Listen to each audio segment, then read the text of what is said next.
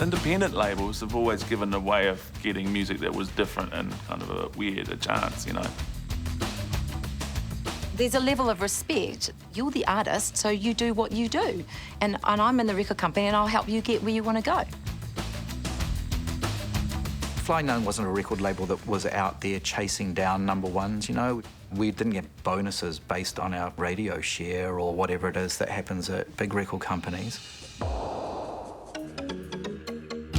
The Headless Chickens were very much an independent, niche band. Obviously, they weren't to everyone's taste. They were quite extreme. I've got a couple of friends in that room called Dave, you know.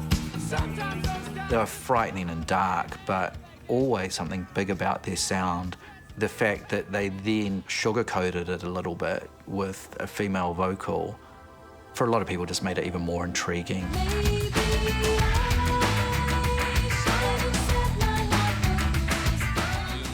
I'd written a song called Cruise Control, which we'd been playing pretty much as it was. I was singing it. I'd already done some music with Straw People. Chris liked my voice. Said, Fiona, I've got the song. It's not in the right key for me. Would you like to come and sing it? And I said, love to. They were my favourite band.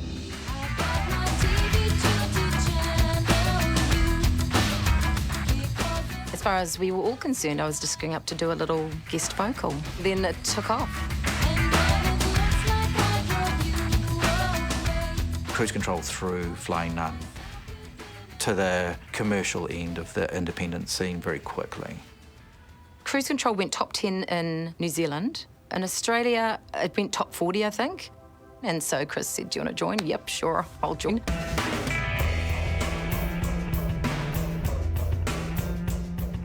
George was the first song that we'd really all written completely together. But we didn't have a vocal, and Fiona said, well, I really want to write the vocal.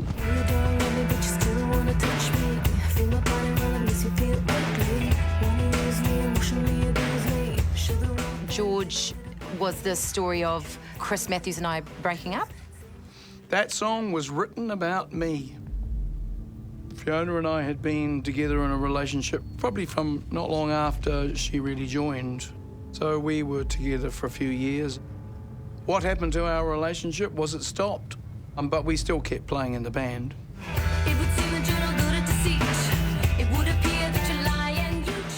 Chris was in the control booth while I was singing, and I was like, I don't want you in the control booth when I'm singing. She kept on singing it quite quietly, and every time she finished singing it, we'd go, louder! Gotta sing it louder to make it sound more. Urgh. And I was like, okay, I'll try that. And that, of course, was meant to be sung like that.